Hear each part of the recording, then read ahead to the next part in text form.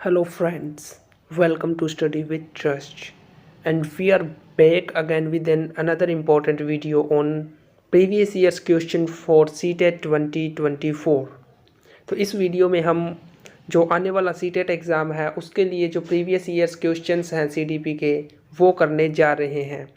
Video काफ़ी important होने वाली है इसमें, क्योंकि सारे प्रीवियस ईयर्स क्वेश्चंस डाले गए हैं जिससे आपको आइडिया हो जाएगा किस तरीके के क्वेश्चन सीटेट के एग्ज़ाम में आपसे पूछे जाएंगे। तो वीडियो को लास्ट तक जरूर देखिएगा।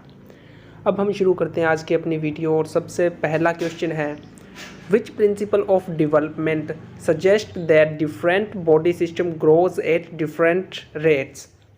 इसमें हमने जो प्रिंसिपल ऑफ डेवलपमेंट है उससे रिलेटेड क्वेश्चन पूछा गया है और बताना है कि कौन सा प्रिंसिपल है डेवलपमेंट का जो यह कहता है कि जो हमारी बॉडी सिस्टम है उसका जो ग्रोथ रेट होता है वो क्या है, डिफरेंट होता है, यानी कि वो अलग अलग रेट से क्या है वो ग्रोथ करता है। तो इसमें जो हमारा राइट आंसर रहेगा ऑप्शन डी रहेगा, जो क्या है the principle of independence of system. यानी कि the principle of independent of system क्या कहता है, जो हमारा बॉडी सिस्टम है वो डिफरेंट रेट पर क्या करता है, ग्रो करता है। इसके बाद देखो second question, physical development of children. ये स्टेटमेंट उसने लिखकर छोड़ दी, इसको अपने कंप्लीट करना है, यानी कि फिजिकल डेवलपमेंट से रिलेटेड इसमें अपने से पूछा गया है। तो इसमें हमारा जो राइट आंसर रहेगा ऑप्शन नंबर डी रहेगा, physical development of children occur in an orderly and sequential manner but rates of development of individual children vary। यानी कि इसने क्या बोला है, जो बच्चों में फिजिकल डेवलपमेंट होती है ना वो एक सीक्वेंस में होती है और उसका एक प्रॉपर ऑर्डर होता है, लेकिन ये जो ग्रोथ रेट है ये इंडिविजुअल टू इंडिविजुअल क्या है, वेरी करता है, यानी कि ये डिफरेंट होता है, जो हमने फर्स्ट क्वेश्चन में देखा भी था। तो अब हम देखते हैं हमारा नेक्स्ट क्वेश्चन जो है क्वेश्चन नंबर थर्ड। इस क्वेश्चन में अजर्शन और रीजन है। ये जो अजर्शन और रीजन वाले क्वेश्चन होते हैं ये मोस्ट इंपॉर्टेंट रहते हैं और इनके आने के चांसेस सबसे ज़्यादा होते हैं। तो अब हम देख लेते हैं इसमें अजर्शन वाला पार्ट क्या कहता है, apart from academic concepts children learn a lot of skills as well as values and beliefs in schools. इसका रीज़न इसने दिया है, schools are a secondary but important agency of socialization of children। तो इसमें से हमने करेक्ट ऑप्शन चूज करना है, जैसे ऑप्शन फर्स्ट में दिया गया both A and R are true and R is the correct explanation of A. Second में बोला है both A and R are true but R is not the correct explanation of A. तो इसमें हमारा जो राइट आंसर रहेगा option first रहेगा, जो क्या है कि जो हमारा अजर्शन दिया है और जो उसका रीजन दिया है दोनों ही ट्रू है, और जो आर है वो उस अजर्शन की क्या है, करेक्टली एक्सप्लेनेशन भी है। तो ऑप्शन नंबर जो फर्स्ट है हमारा वो इसका क्या हो जाएगा, राइट आंसर रहेगा। आगे देखते हैं हमारा नेक्स्ट क्वेश्चन क्या कहता है, question number fourth. Question number fourth देखो, when a young child sees a camel for the first time she calls it lumpy horse. In Piagetian theory this is an example of. अब जो gene प्याजे थे उन्होंने अपनी theory जो दी थी तो उसमें इन्होंने कुछ की टर्म्स भी बताई थी, जैसे एनिमिज्म, असिमिलेशन, स्कीमाज, ऐसे करके। तो उसी से रिलेटेड ये क्वेश्चन है। तो इसमें जो हमारा राइट आंसर रहेगा ऑप्शन नंबर डी रहेगा, जो क्या है, असिमिलेशन। यानी कि ये जो एग्जाम्पल है ये किसका है, अकॉर्डिंग टू प्याजे असिमिलेशन का ये एक एग्जाम्पल है। इसके बाद देखो नेक्स्ट क्वेश्चन क्या है, नेक्स्ट क्वेश्चन अपना लेव वायगोत्स्की की जो थ्योरी है उससे रिलेटेड है।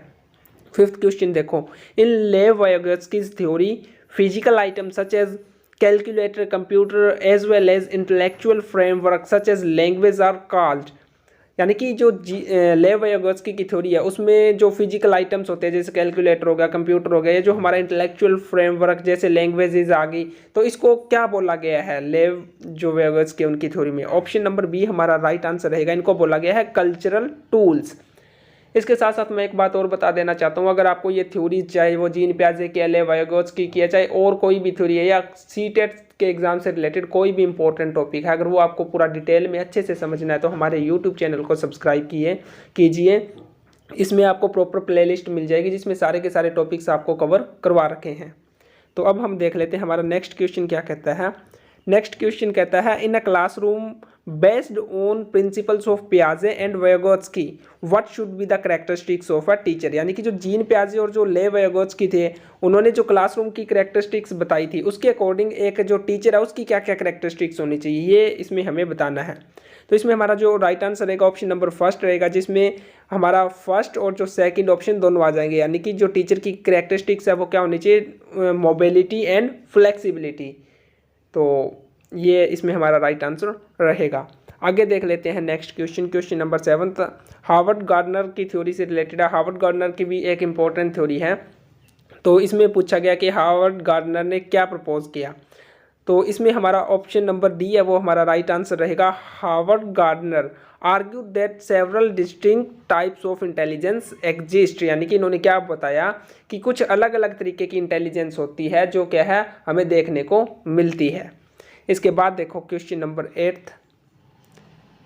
क्वेश्चन नंबर 8 क्या कहता है, in a classroom with diverse learners from different language and caste it is important to. यानी कि एक ऐसा क्लासरूम जिसमें क्या है अलग अलग जो लैंग्वेज और कास्ट के बैकग्राउंड वाले स्टूडेंट्स हैं, तो उस क्लासरूम में क्या इंपॉर्टेंट हो जाता है ये चीज़ हमें इसमें बतानी है। ऑप्शन नंबर बी हमारा राइट आंसर रहेगा, जो क्या कहता है it is important to understand that all children have potential to learn and design activities to help them progress at their own pace. यानी कि उन बच्चों तो ऐसे क्लासरूम में ये समझना जरूरी हो जाता है कि बच्चों में इतना पोटेंशियल होना चाहिए कि जिससे वो अपनी लर्निंग और अपनी एक्टिविटीज़ को इस तरीके से डिज़ाइन कर पाएँ कि वो अपनी प्रोग्रेस अपनी पेस के अकॉर्डिंग क्या है कर पाएँ।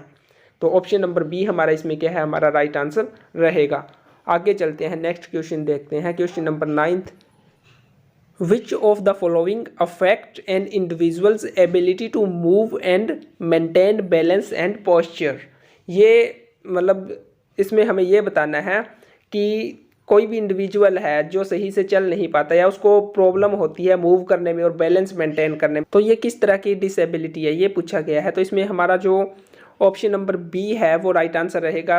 यानी कि इसको हम क्या बोलते हैं सेरेब्रल पल्सी। यानी कि ऐसा कोई इंडिविजुअल जिसको अपने मूवमेंट करने में या फिर बैलेंस मेंटेन करने में अगर उसको प्रॉब्लम होती है तो हम बोल सकते हैं कि उसको जो डिसेबिलिटी है वो उसको क्या कहते हैं सेरेब्रल पल्सी।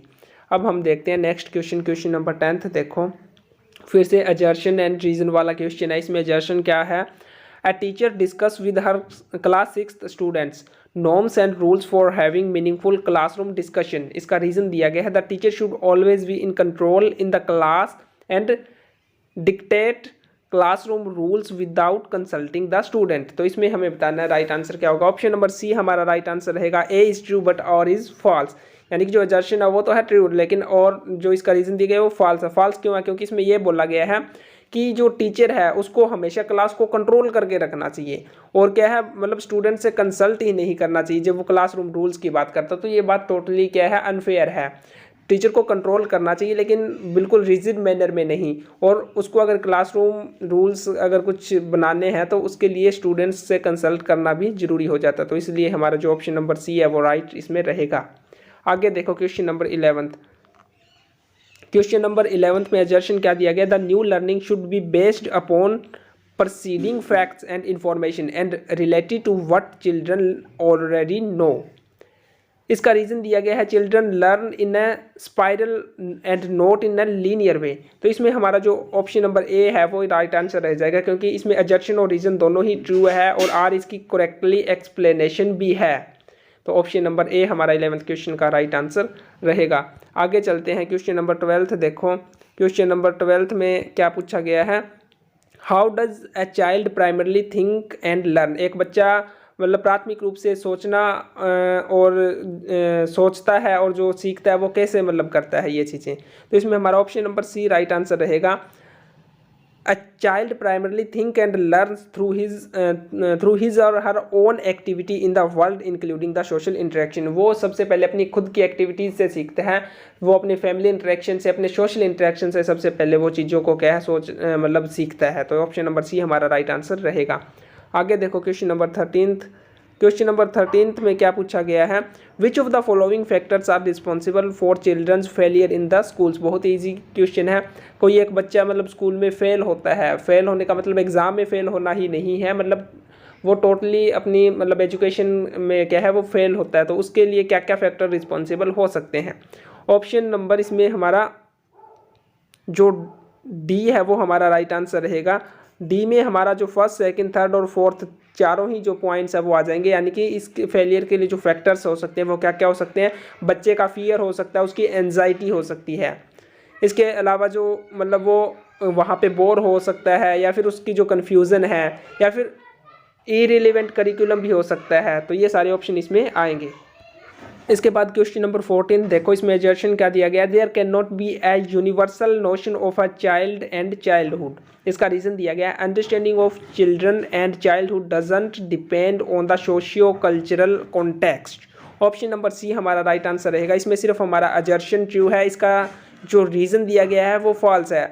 फॉल्स क्यों है हमारा रीज़न, क्योंकि इसमें क्या बोला गया है, understanding of children and childhood doesn't depend on the socio cultural context. इसने बोला है कि जो चाइल्डहुड और जो चिल्ड्रन के जो कॉन्सेप्ट है उस वो क्या है सोशियो कल्चरल कॉन्टेक्स्ट पर डिपेंड नहीं करता, जो टोटली रॉन्ग है। इसमें हमारा जो सोशियो कल्चरल कॉन्टेक्स्ट आता है वो इसको समझने के लिए एक इम्पॉर्टेंट फैक्टर माना गया है। तो ऑप्शन सी हमारा राइट आंसर रहेगा।